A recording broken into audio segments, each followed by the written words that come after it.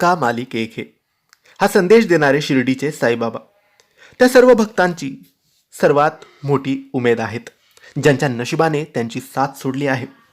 बाबांच्या दरबारात कुणी श्रीमंत असो वा गरीब, सर्वांच्या प्रार्थना लवकर आणि चमत्कारिकपणे पूर्ण होतात.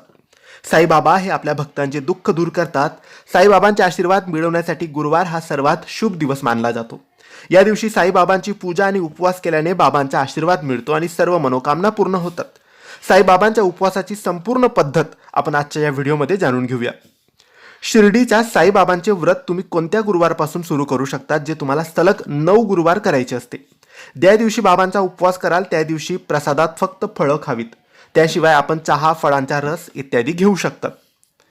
मित्रांनो, साईबाबांच्या उपासनेसाठी गुरुवारी सकाळी स्नान आणि ध्यान केल्यानंतर सर्वप्रथम साईनाथांचे व्रत आणि पूजा करण्याचा संकल्प करायचा. यानंतर साईबाबांच्या मूर्तीला किंवा चित्राला स्नान करून ध्यान करावे. वस्त्र, फुलं, फळं इत्यादी अर्पण करावीत. यानंतर साईबाबांच्या चित्र किंवा मूर्तीसमोर शुद्ध तुपाचा दिवा लावावा. प्रसादात पिवळ्या रंगाची मिठाई अर्पण करावी. यानंतर साईबाबांची कथा वाचावी आणि 108 वेळा ओम साई देवाय नमः या मंत्राचा जप करावा. शेवटी बाबांची आरती केल्यानंतर प्रसाद वाटून आणि स्वतःही घ्यावा.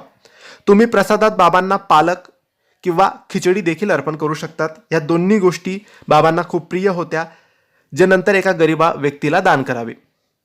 साईबाबांच्या 9व्या दिवशी म्हणजे 9व्या व्रतामध्ये बाबांना सर्व चुकांची क्षमा मागून उद्यापन केले पाहिजे. या दिवशी कमीत कमी 5 गरीब लोकांना खाऊ घाला आणि तुमच्या क्षमतेनुसार तुम्ही दान करायचे आहे. अशा रीतीने तुम्ही 9 गुरुवारचे व्रत पूर्ण करायचे आहे. सर्व इच्छा पूर्ण होतील, मनोकामना पूर्ण होतील, सर्व अडचणी दूर होतील जर विश्वासाने, मनोभावाने तुम्ही हे व्रत पूर्ण केले.